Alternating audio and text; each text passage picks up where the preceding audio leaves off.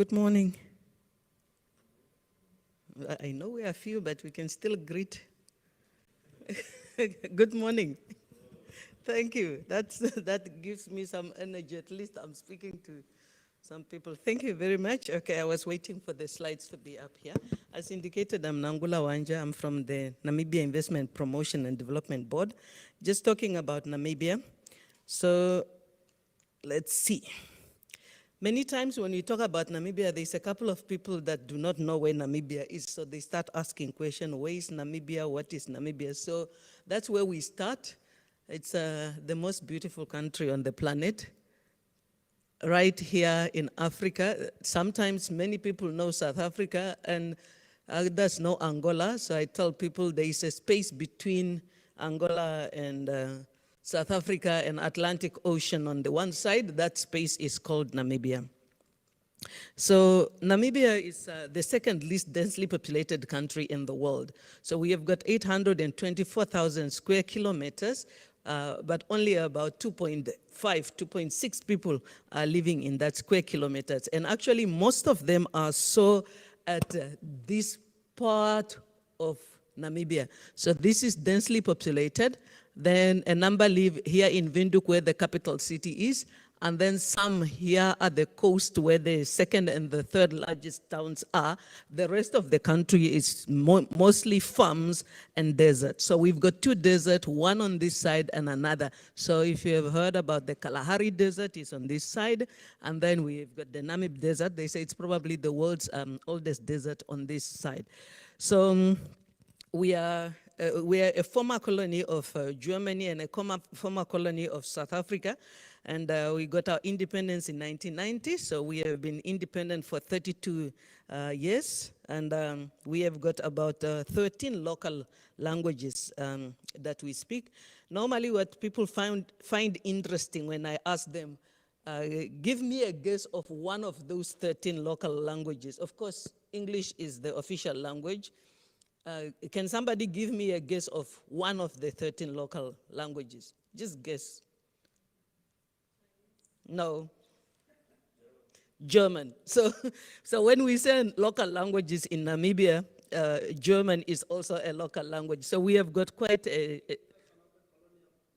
yeah, we are a colony of Germans, so we still got a population of German-speaking Namibians. We've got a population of Afrikaans that come mostly from France, French, and Dutch, like in South Africa. And then we have got black Africans like myself. So that is the population of Namibia. Then we have got a mixed population that we call colored, which is a mix between Europeans and Africans, and now they've got a designated group. So we are a very good, diverse country in Namibia. Because of our former links to South Africa, the Namibian dollar is pegged to the rand one-on-one, and therefore our economy is very much linked, so our monetary economy is still linked to that of South Africa. So really looking at our Investment Promotion and Development Board, we were created just like last year. So I started in office January last year. Previously, we had a department in the Ministry of Industrialization and Trade, and we started, Francois there is my colleague, so he joined me in April. I started in January, so we are here making round about 2 years. And the reason for that is His Excellency, the President, to whom we report because we are in the office of the President, is running his second term. So in Namibia, President ran 5 years of 2 second terms. So he's running his second term. So when he ran his first term, he said that the 2 presidents before him, the first president brought us independence, which was peace. The second president brought us stability. And he said that he's a president of prosperity. But prosperity kind of escaped us a little bit. Although Namibia is regarded as an upper middle income country because our GDP per capita, understanding that our population is very low, our GDP per capita is high. However, we are the second most unequal country in the world. We have got high unemployment, and we do have unacceptable level of poverty. So because of that, the president then said that he will elevate the role of investment promotion because he wants the private sector to play a significant role in bringing about economic prosperity in Namibia. So he elevated that role to his office. He also elevated the role of SME mandate together with investment promotion to his office so that we can make sure that investments that are brought to Namibia are also adding value to SMEs. So our role as an enabler is really kind of split into that department. Number one is the investment project. Number two, we have got a role to really look at policies, bring about reforms in policies so that they are friendly to business.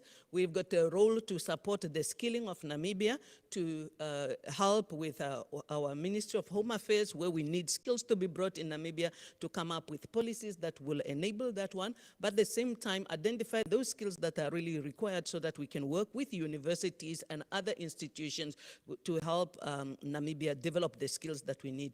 We got quite a good number of graduates, but we do need people at vocational training level as well as a higher level at master's degree. And then SMEs and startup is also a role that has been given to us. And then, yes, we have got business facilitation services. And that is really, if you look at previous rankings from the World Bank about ease of doing business, people look at it, Namibia is a small country, but it can be quite challenging to do business. And that is why this is one of our biggest department now, really just to help investors that if you come to Namibia, come to the board and we will help you facilitate all the services that you need so that you do not need to speak to various public officials. We will be able to facilitate that. So why invest in Namibia? Really, I will highlight a few. So at the end, I will give you a few other reasons, but the main ones is we believe that our strategic location is one of the reasons one need to invest in Namibia. So as indicated, the country has actually invested in a container terminal that is very kind of significant here.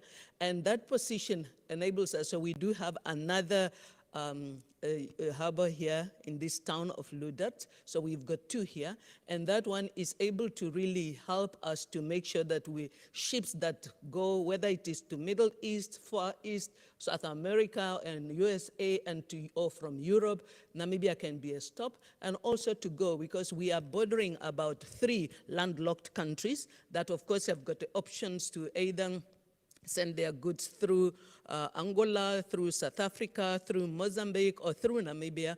But for Namibia, we have got the best roads in Africa for the 5th consecutive year rated, and that helps a lot. But of course, we need to work with our fellow countries to make sure that we improve this infrastructure throughout Southern Africa so that we will be able to transport goods. So location is really one of our advantages for Namibia. The other one is access. So many times we speak to investors and they kind of say 2.5 million. Yes, we do like our population of 2.5 million. I was sharing with my colleague yesterday that in these buildings, I'm not seeing wide open spaces, and I think that's why it will be sometimes difficult for me to live in Namibia. When you live in Namibia, you can actually go in the desert and you are in the middle of nowhere. And when you are even in town, if you open your eyes, you will see wide open spaces. So you feel a sense of freedom. So that is good for us, but we do understand that markets are important. And therefore, what Africa is doing is really the signature and the signing up to what we call the Africa Continental Free Trade Agreement. So if you see the countries that are marked in black, they have already signed and ratified the Africa Continental Free Trade Agreement. The yellow ones, they have signed, they are yet to ratify, and then others, maybe like about 1 or 2 have not. What is significant with that is, of course, Africa. We know that Africa has got quite a number of resources, and our leaders have come to a place where they talk about Agenda 2063.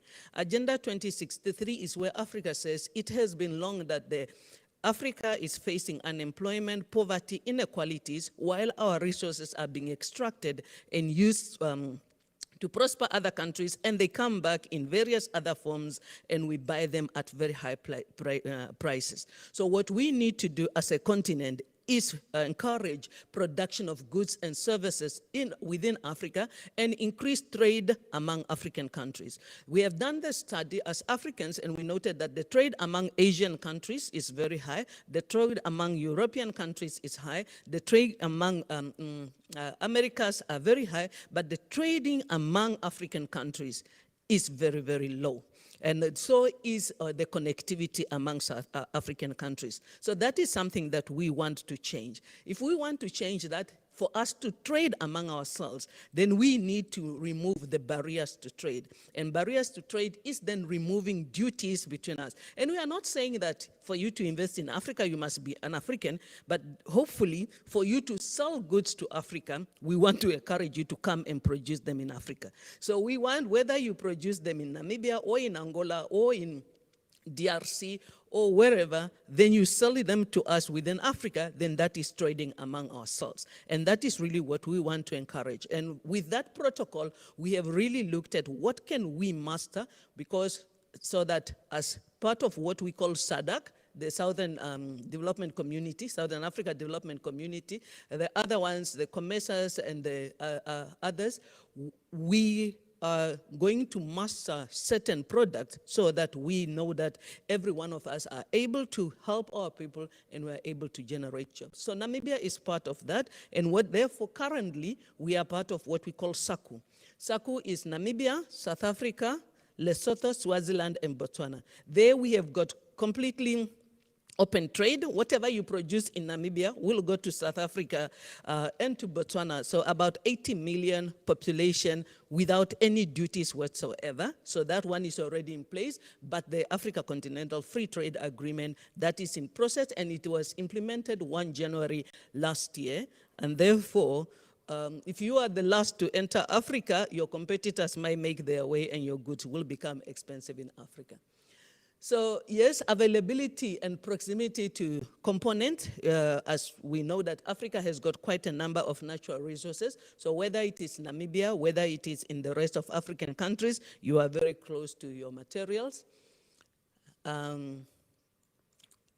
I think I've talked about that one. And then we can quickly look at this one. From a skills point of view, I said that yes, we do have quite a shortage of skills, but we have got accessible to a trainable workforce. Like I said, that many people have obtained their degrees and therefore they are educated, but currently unemployed, because we found that we are not producing what we call complex goods that give jobs to university. Most of our jobs are in agriculture and tourism, and they give jobs to people with high school qualification, but not necessarily graduate. And that's why we want to start adding value to our materials so that we can start providing jobs for our graduates. We have got a good national training fund that helps people who are training vocational training employees, and then of course national qualifications, and then accredited various accredited institutions that have got agreement with international institutions.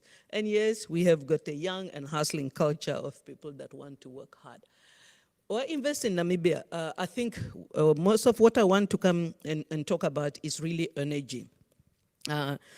Yes, currently we have got very low installed capacity in terms of energy in Namibia. However, the capacity, especially when it comes to renewable energy, is quite very, very significant. I've told you that we are the second least densely populated country in the world, and yes, Namibia is spacious, and therefore, especially when it comes to renewable energy, whether it is power, solar, whether it is wind, we've got really quite good potential there. So where we have got the ocean, it's actually where we've got wind resources, where we got sun resources, and where we've got large tracts of uninhabited land. And therefore, one is able to put up solar panels, one is able to put up wind turbines and generate electricity.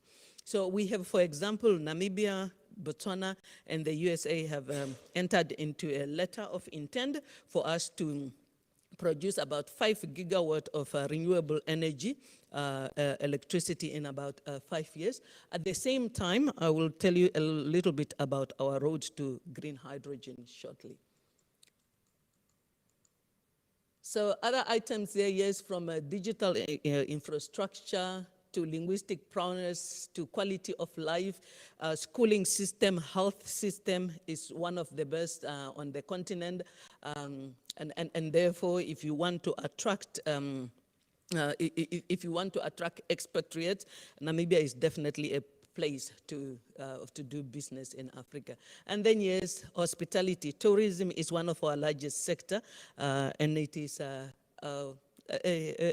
beautiful place because we said that Namibia is a country of contrast beauty. So you can actually go to many places. I don't know how many of you follow Lewis Hamilton. He recently visited Namibia and posted on his website about his visit to Namibia, and he enjoyed it.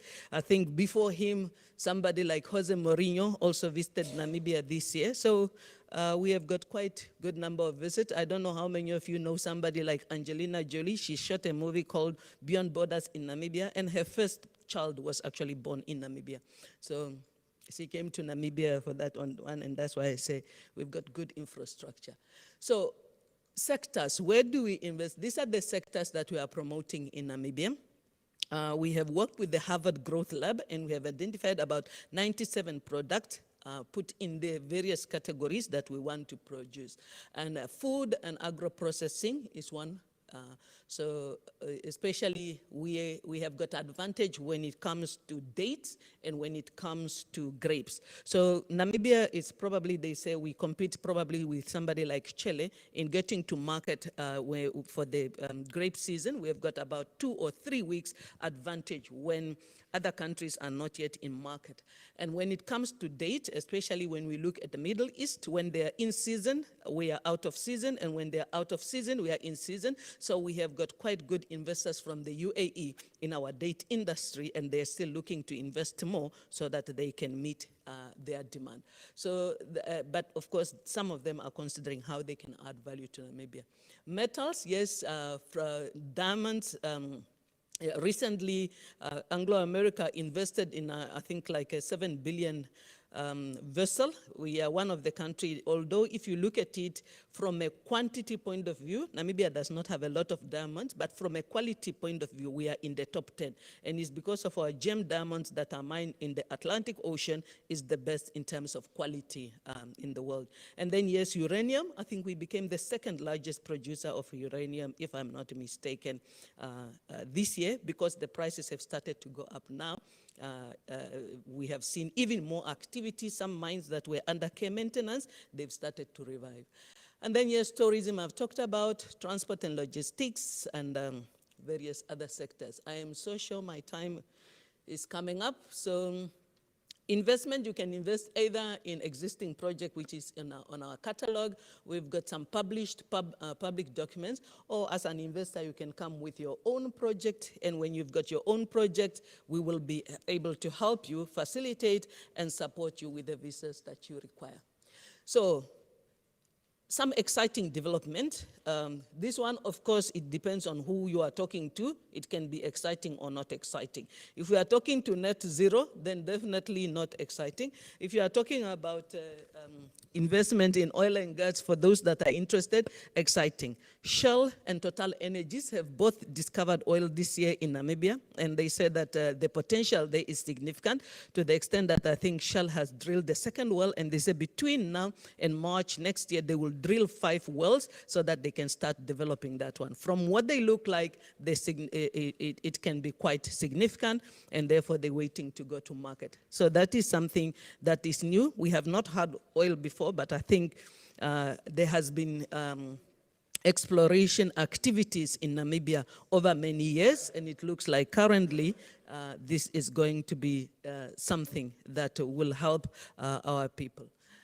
The other one is we have got gas off the coast of Namibia, more or less where the oil is, and we have got a Kudu gas project that has been on the card for many years, but currently there is investors that are driving that, and therefore we foresee that coming off quite soon. And then the one other most exciting one is the green hydrogen potential. Green hydrogen, again, somewhere here. They say that when you combine wind and resources, Namibia is probably in the top 3 to 4 countries in the world. So maybe between us, Chile, Australia, Oman, and so on are the countries that are competing for top spot in terms of resources to be the top producers. So we have got one large project that we are busy negotiating between the government and the private investor for us to start with green hydrogen investment in Namibia. We had a green hydrogen conference in August, and it was very well attended. So that is something that is really, really putting Namibia on the map. If you go and just Google Namibia green hydrogen, I'm sure that you will see a lot there. We have had quite a number of partnerships with especially German government, because I told you of our history between Namibia and German, as they have given us, for example, 40 million euros for us to do pilot project, which we have started. About 30 million of that have been given to pilot project, 5 million for scholarships, and 5 million to do studies, laws and regulations, and we have engaged McKinsey for them to help us with that strategy. So this one, the final slides again, just to kind of tell you why Namibia. Political stability. When it comes to safety, security, we, for example, the Fraser Institute that looks from the mining and speaking to mining industry have rated Namibia as the top country for safety, security, and stability in Africa. In terms of policy, they have rated us number 2 this year. We have been number 1 before, but we are now second to Morocco in terms of policy in that one. So political stability, normally we don't even talk about that one. I kind of answer the question when people ask me, because to us, peace, stability, security, safety is not a question to us, it's a given. Financial systems, very sophisticated, sorry about that one, very sophisticated. So if you are an investor, you will get your money in and out of Namibia with no problems whatsoever. We have got an established culture of attracting FDI. You are protected. We have got a foreign investment law that protects you.